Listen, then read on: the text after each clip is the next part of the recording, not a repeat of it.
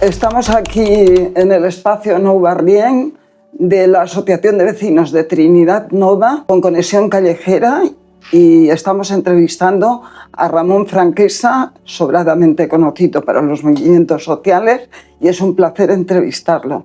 Ramón, ¿qué nos puedes contar de todo lo que está pasando principalmente con las pensiones?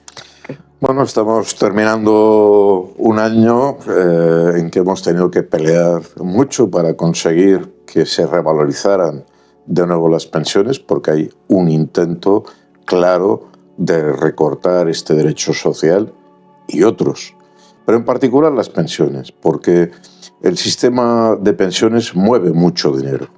Mueve mucho dinero, de hecho es uno de los ingresos más importantes que recauda el Estado, pero ese dinero no pertenece al Estado.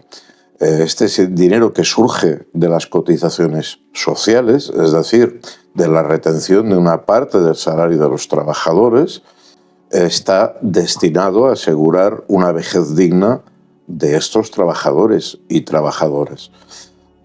Lleva en Europa 125 años de funcionamiento y es un sistema de reparto. Este sistema de reparto es relativamente solvente y seguro porque lo que hace es distribuir los ingresos del mes anterior en las pensiones que se pagan el mes siguiente. Por tanto, el dinero no se guarda en ninguna caja, sino lo que se guarda es el derecho.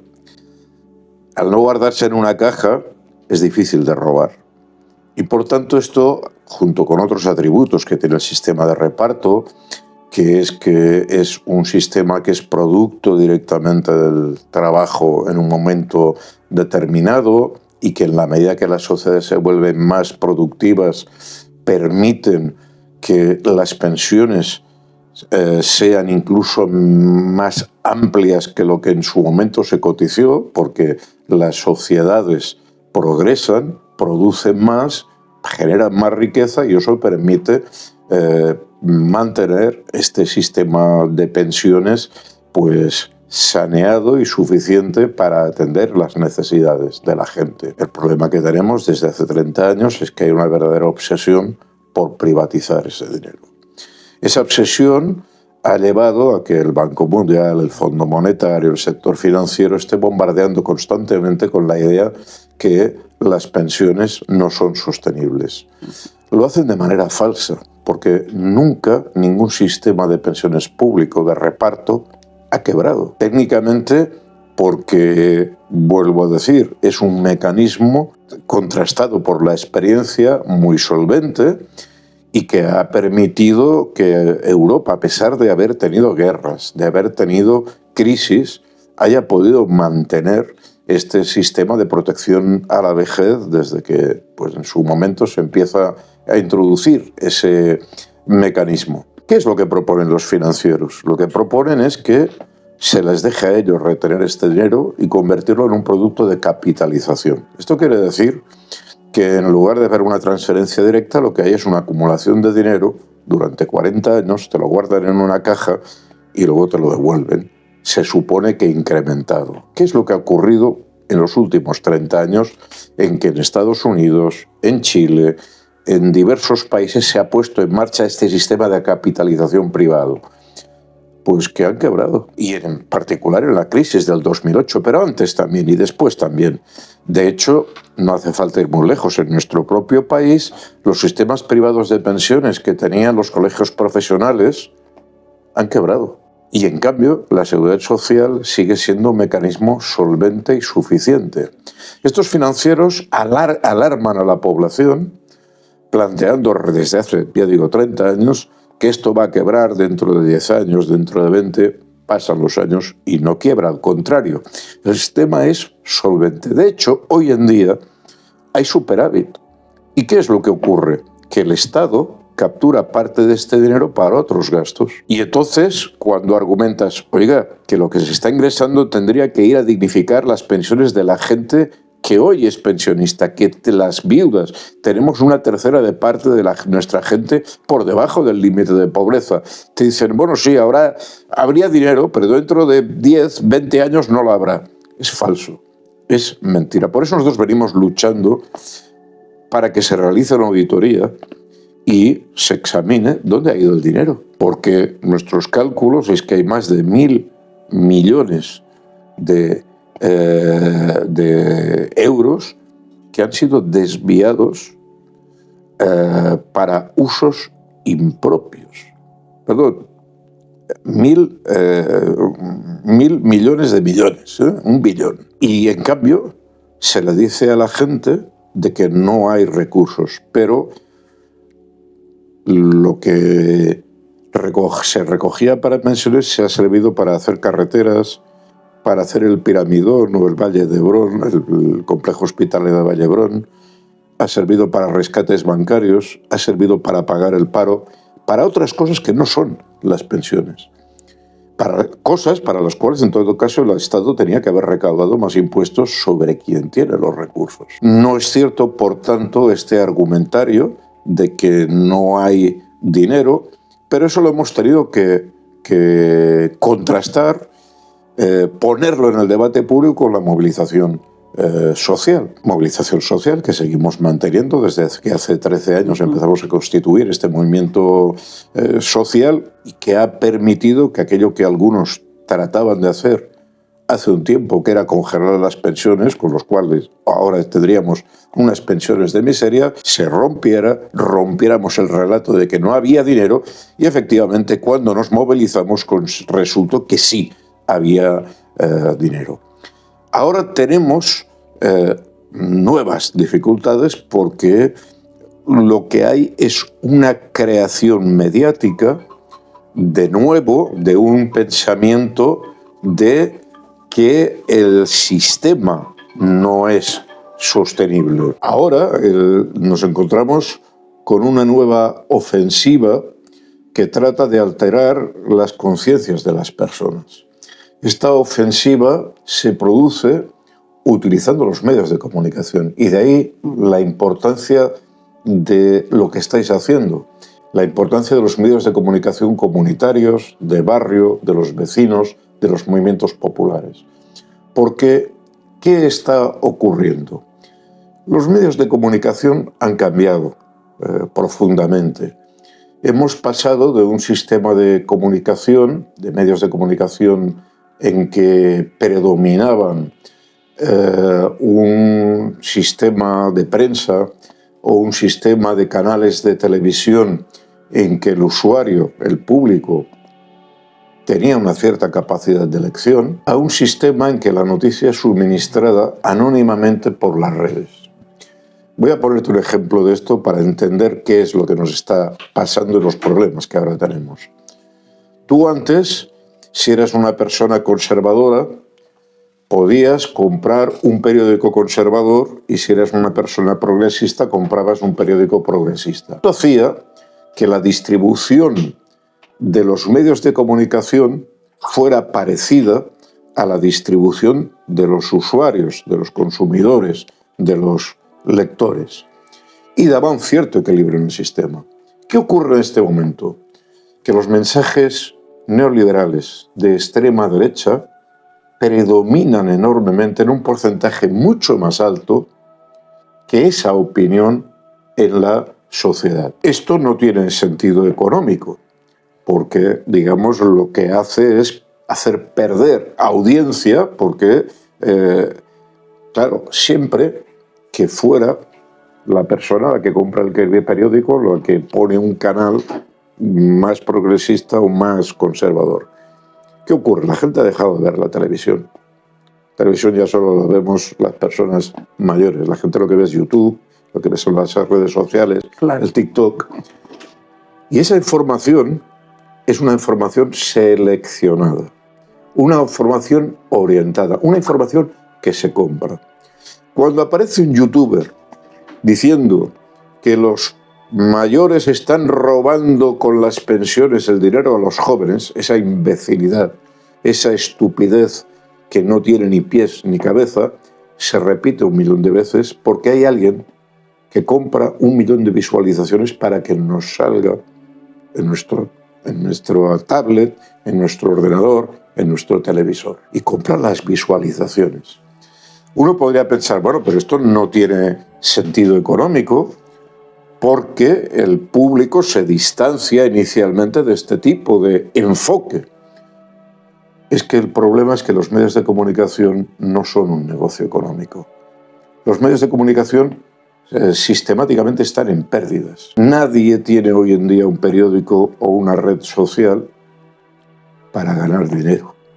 La tiene para crear opinión, porque el dinero se gana cuando consigues que una persona cambie su opinión, vote algo que va en contra de sus intereses objetivos, consuma un producto que no le interesa, pero que le han bombardeado miles de veces a través de esos medios de que su consumo es imprescindible. Por tanto, nos encontramos en una situación en que se está alterando la realidad de la gente a través de una realidad virtual que se compra y que se vende y que altera las conciencias.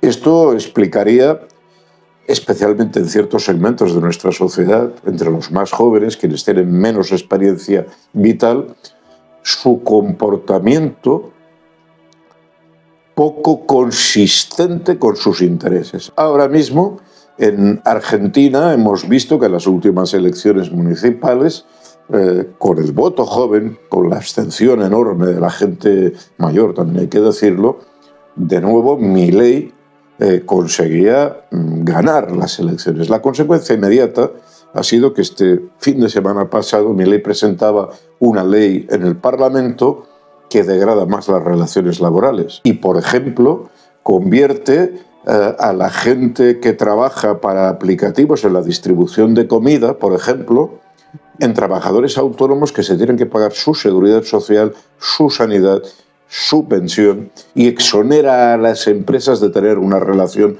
laboral.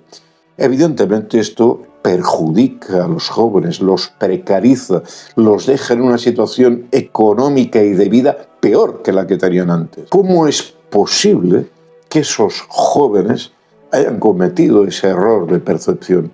Bueno, hay que explicarlo por ese repetido uso de la propaganda que distorsiona la percepción de la realidad. Frente a ello no nos queda otro camino que aumentar la comunicación dentro de las comunidades, entre las personas que seguimos vivas, hablar más en la tienda, en la cafetería, en el barrio, entre nosotros, debatir sobre lo que nos rodea, pero por otra parte generar también otro tipo de comunicación que le explique a la gente qué es lo que le está pasando. Porque la gente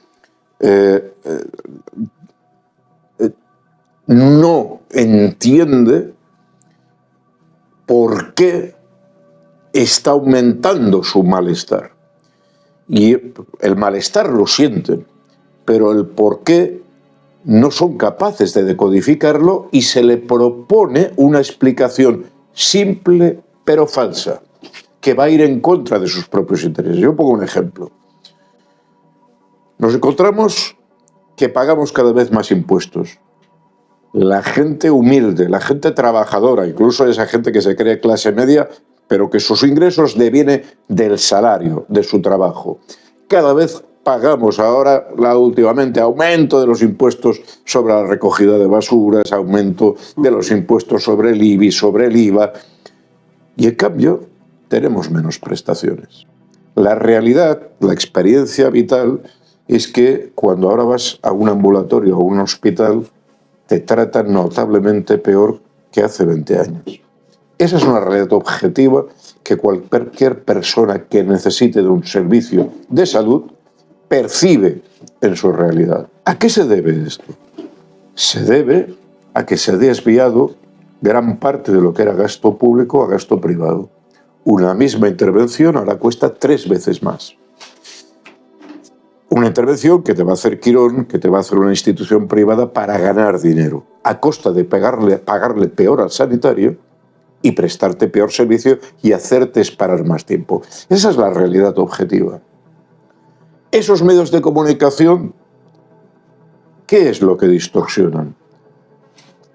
Evitan apuntar sobre esa realidad. Nadie habla sobre lo que cuesta una hora de servicio de prestación sanitaria pública o privada.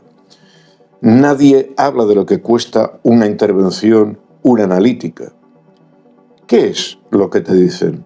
No, tienes menos servicio sanitario porque ahora hay más emigrantes. Y atención, en parte es verdad, porque ahora 1 de cada 5 personas trabajadoras en este país ha nacido fuera de este país. Pero esa persona, estoy hablando de la gente trabajadora legal, que paga sus impuestos, que contribuye a la seguridad social, lo que hace es aportar igual que las personas que hemos nacido aquí. No te está quitando sanidad, al contrario, está cotizando, está ayudando a mantener el sistema de pensiones o el sistema sanitario. Lo que pasa, el problema, es que ahora tenemos menos personal sanitario, tenemos menos camas hospitalarias. Y en lugar de apuntar hacia aquel que nos robó esas camas hospitalarias, que ha expulsado a nuestros jóvenes que se tienen que ir a trabajar a Alemania, a Francia, porque no encuentran trabajo aquí, porque no se les contrata, ese quien nos está robando esta sanidad hace, a través de ese discurso mediático, que culpabilicemos a otra de las víctimas, en este caso la persona que emigra, que trabaja, que cotiza, que nos ayuda a pagar estos servicios, pero que es estafada como el resto de la población trabajadora. Desnudar esta cuestión, explicarle a la gente dónde está el origen de su pobreza y de su sufrimiento, no tenemos otro camino que la movilización social y los medios de comunicación alternativos, que también implican no solo a la gente que estáis trabajando, haciendo videoclips, haciendo carteles, haciendo panfletos explicando esta realidad, sino también implica al conjunto de la sociedad. Porque cuando vemos una discrepancia entre la realidad y el mensaje que nos llega de manera repetida, hay que denunciarlo. Hay que explicarlo en la cafetería con los compañeros y compañeras de trabajo. Hay que desmontarlo argumentadamente, no quejándose, no la queja, el insulto, el exabrupto, no conduce a salir del agujero donde estamos. Podemos salir en el debate, en el análisis, en el argumento y desde luego también en el compromiso colectivo, formando parte de las asociaciones de vecinos, de movimientos sociales como la PAC, como la Marea Pensionista, como los afectados, como la gente afectada, la Marea Blanca afectada por los desastres sanitarios. Organizándonos y debatiendo entre nosotros, podemos crear un tejido social que le dé la vuelta a ese falso discurso que nos invade por todas partes.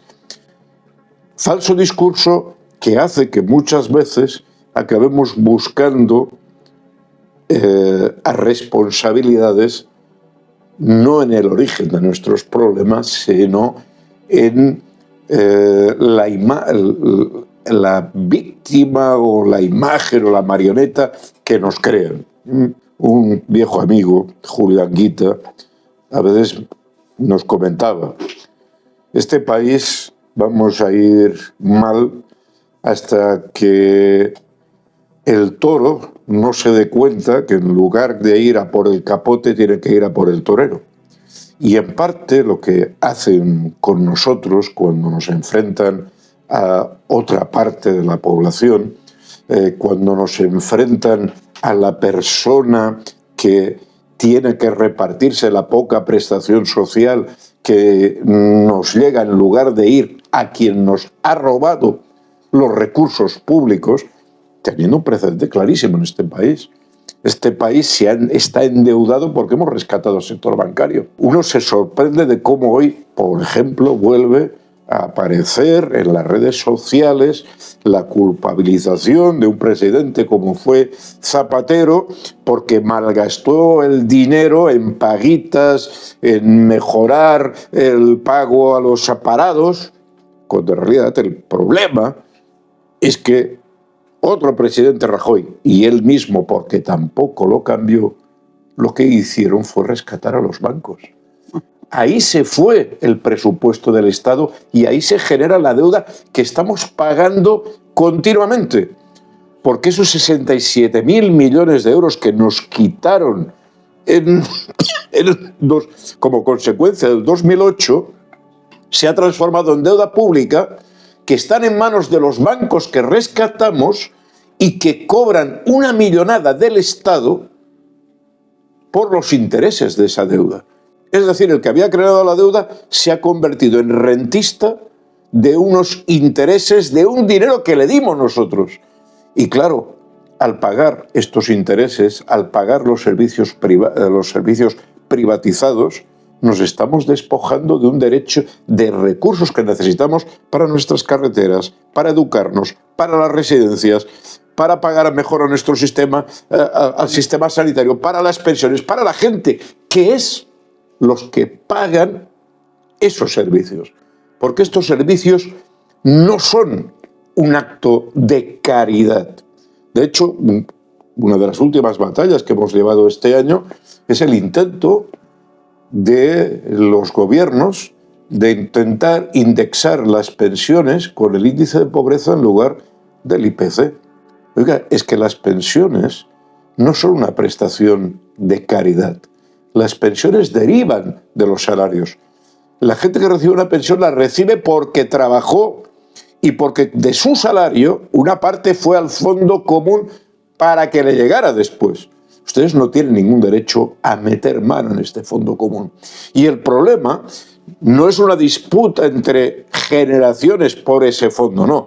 El problema es una disputa entre el conjunto de la sociedad, jóvenes y mayores, con la banca que quiere aprovecharse de ese fondo social que pertenece a la ciudadanía trabajadora, que quiere decir la inmensa mayoría de nuestra ciudadanía, menos aquellos que viven sin trabajar, que viven de robarnos dinero, de cobrar intereses de la deuda pública, que, vuelvo a decir, se generó con un rescate bancario, con un rescate que el Estado no tenía suficiente dinero para rescatar esa banca, y lo que hizo fue endeudarse, generar deuda pública para que sigamos pagando durante generaciones los desastres que los financieros generaron con la burbuja del 2008.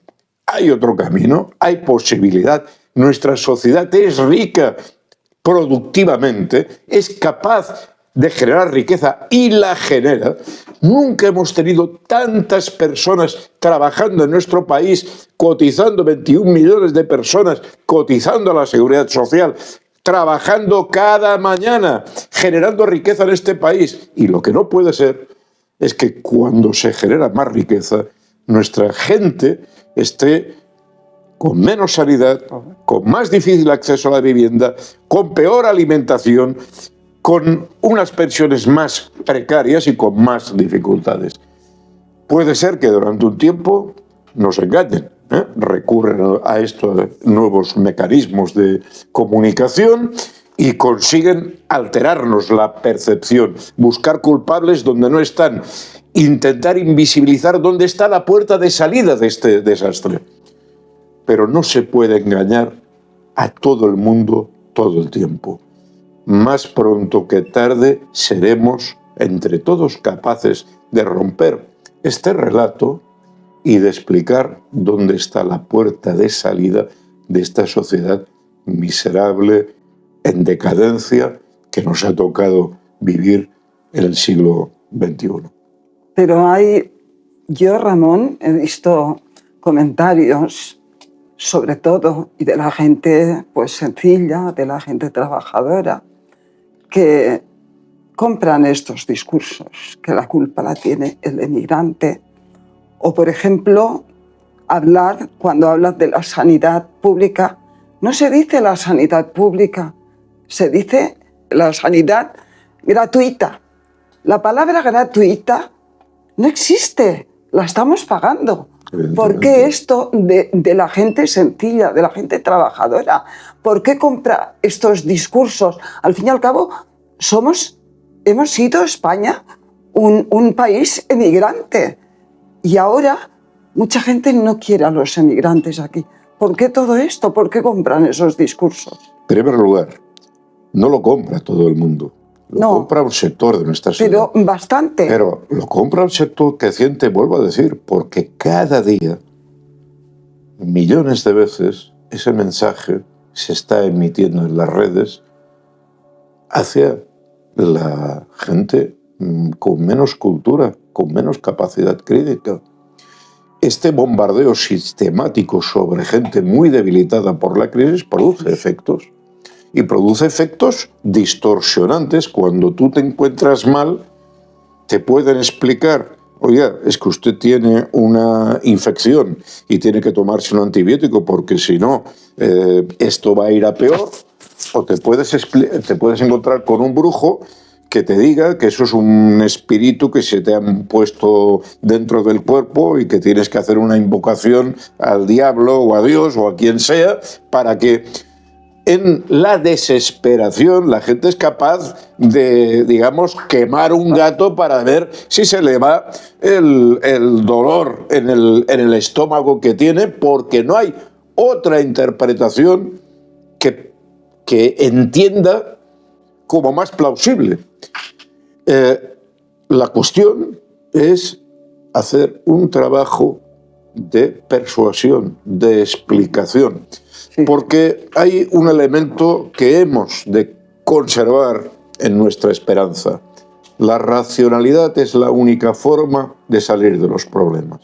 Con más argumentos, con más conocimiento, desmontando las falsificaciones que el poderoso siembra a mansalva para seguir gobernando, para seguir robándonos. Porque uno de los problemas es que mientras la pobreza aumenta, la riqueza de las élites es cada vez mayor. Y estas élites nunca tienen bastante. Quizás hace 30 años se hubieran conformado con un beneficio de un 5%. Pero cuando se adiccionan a un beneficio de un 15%, ya les parece que es poco y quieren un 20%, quieren un 30%. Y para conseguir ese beneficio solo lo pueden obtener con la desposesión de la riqueza social. Y ahí hay un elemento que nos favorece, en el sentido que cada vez atornillan y exprimen más a la gente. Si estos jóvenes hoy no reaccionan porque les bajan el salario, mañana se lo van a bajar más. Si no reaccionan porque no se quedan con vivienda, mañana los van a extorsionar más y los van a hacer ir a la mili y les van a quitar todavía más de una parte mayor de los derechos que aún les quedan. Por tanto, tarde o temprano, la racionalidad se impondrá por pura necesidad. Ante esto, a nosotros nos queda la lucha, la argumentación y la organización. Quizás los resultados no se den tan rápidamente como quisiéramos, pero ese es el camino. Y de hecho, en la historia de la humanidad, esto se ha repetido una y otra vez. Cuando los poderosos piensan que van a seguir estrujando cada vez más a la gente, se rompen las costuras y se produce un cambio social. Porque tarde o temprano la gente se da cuenta de quién le está robando la cartera. Quizás en un principio es poca gente, quizás durante un tiempo la gente se cree que su adversario es el emigrante, pero llega un momento en que no te atienden, en que no te cubren lo más mínimo y tienes que empezar a explicarte por qué, por ejemplo, de los chavales, de los jóvenes que se han licenciado en medicina este último año en la Comunidad de Madrid, solo se ha colegiado un 15%, el resto se ha ido a la emigración. Se han ido a trabajar a Francia, a Alemania. Es decir, estamos pagando entre todos, porque además la educación es un hecho colectivo. Claro. Es muy meritorio de estos jóvenes que estudian, que se matriculan, que se esfuerzan, pero sobre todo es una inversión social. Claro. Ciertamente es una inversión de su esfuerzo, pero también de la sociedad. Y resulta que la sociedad invierte, apuesta por esta gente y una vez se ha financiado, se le ha dado cobertura a esta enseñanza, van y marchan porque no se les da trabajo. Y porque no se les da trabajo digno, que es, además, el trabajo digno no solo es un tema de salarios, es un tema cuando no te respetan los turnos de trabajo, cuando tienes que hacer guardias continuamente, cuando te cambian de hospital cada semana. Esto es insoportable. Pero claro, esta insoportabilidad es provocada. A veces los médicos, la gente del personal sanitario te dicen, bueno, esto va a reventar porque fíjate cómo marcha la gente, cómo no aguanta. El problema es que los ministros y los consejeros y conselleras de sanidad lo que quieren es que el servicio funcione mal para que vayas en masa al negocio privado del cual cobran comisiones. Y por tanto, para ellos, cuanto peor para la gente, cuanto peor extendidos estamos, mejor. Lo hemos visto en las conversaciones que ahora salen, que se han destapado, conversaciones telefónicas, en que textualmente ordenan que el servicio sea peor para que la gente se vaya a la privada. Pero también ahí se genera una falsa leyenda, porque durante un tiempo la gente se piensa que en la privada está la salvación, que pagando 60, 80 euros vas a tener una sanidad. Pero eso es mentira. Porque ¿qué es lo que ocurre? Y lo vemos entre los pensionistas. Yo me encuentro de manera muy cotidiana, que sí, pagas 80 euros mientras eres joven, pero cuando llegas a la vejez, entonces la gente se da cuenta que los contratos con la sanidad privada son anuales. Y que cuando tú tienes una enfermedad grave, resulta que esa cuota ya no es de 80, es de 100, 200, 350, 400. Y llega un momento en que el pensionista no la puede pagar, porque los centros privados no quieren a la gente mayor, porque esa gente mayor va a consumir demasiada sanidad. Lo que quieren es alguien joven que paga esa cuota porque va a utilizar poco la sanidad, porque está sano. Entonces es cuando se dan cuenta de que se han quedado desnudos, de que no tienen nadie que les proteja, que cuando tienen ese cáncer han sido excluidos de la sanidad privada y la sanidad pública les dice que las atenderá el próximo año, en que probablemente lo que ocurra es que el tumor ha crecido y no haya solución. Este dilema vamos a tener que aprender colectivamente y desmontar colectivamente los engaños de que somos objeto. Vamos a conseguirlo. Vamos a sufrir porque nos vienen tiempos duros en que va a haber más pobreza, está habiendo más dificultad para acceder a la vivienda, más dificultad para conservar las condiciones de trabajo dignas. Estamos viendo el desastre que se está produciendo ahora mismo en Argentina, pero tarde o temprano la realidad se impone sobre la propaganda. Lo que podemos hacer es acelerar, abrir los ojos a la mayoría social, y en eso estamos. Aunque sea en un estudio, en una asociación de vecinos de los barrios extremos de Barcelona, pero aquí se sigue intentando explicarle a la gente qué es lo que tiene delante y dónde está la puerta de salida. Así que muchas gracias por este esfuerzo de comunicación que estáis haciendo desde la emisora, y a seguir trabajando porque nos queda mucha labor por delante. Muchas gracias, Ramón. Muchas gracias. Un placer tenerte con nosotros y hasta otra. Hasta otra.